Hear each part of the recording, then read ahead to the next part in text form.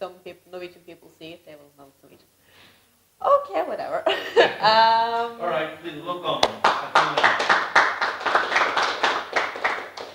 I'll talk about Norway's official symbols, symbols that is representative for Norway outside Norway. And first of all, what represents most country is the flag. The Norwegian flag is a cross with a red background, first a white cross and then a blue cross. And it's actually a pretty new flag. It's only from 1905, when Norway became independent from the union with Sweden. The reason for the flag is kind of boring, as red from Denmark,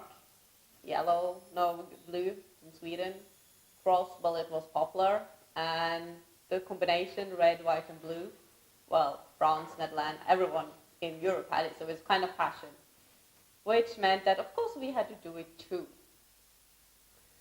But this is quite a new flag. But if I move on to the closest arms of Norway, it is actually one of the oldest in all of Europe.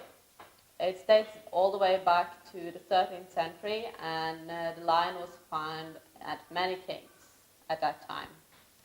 It's a red background with a golden lion with a crown and a silver axe. And through the history, it have changed a lot, but the version today is from 1905, which again is the end of Swedish Union. When we was in union with Sweden, we actually had combined different. We had one that was combined with lion and the Swedish, which was used when we sailed all over the world with our ships to do the trade. And also the white axe in it is taken from Olaf the Holy One, which the axe was his symbol. So that's why to make our own cloth of arms, we put in an axe, because as you can see, everyone in Europe almost have lions as cloth of arms. It's Denmark, Sweden, Norway, and Finland. All of us have lions, so we had to make it something special. So we put an axe, because we like axes. And the last symbol is the royal family. As the flag, the royal family is also very new. This is the third generation of the royal family, and today we have King Harald V and Her Majesty the Queen Sonja. The Queen is the person in red, and the King is the one in the middle.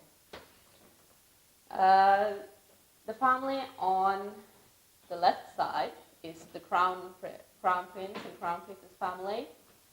The oldest kid will not inherit the kingdom or become king, because he is the Crown Prince's son from a former marriage. On the right side we see Princess Martha, which is the oldest child of the king, but will not be queen either, because of before 1990 we had this rule that only boys could inherit the throne. So her younger brother and the younger prince is now the crown prince.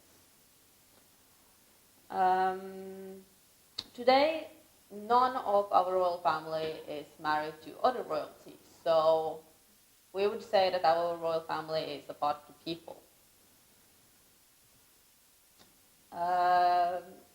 The royal family we have now from 1905 was actually made by the second oldest prince of Denmark, because when we got free from the union with Sweden, we decided that we want our own royal family. So we went to ask the Danish prince, would you like to be our king? And lucky for us, he said yes. And he already had really strong connection to the rest of the European royal families. He was married to the Princess of England, Maud, which was, and they also had a son together.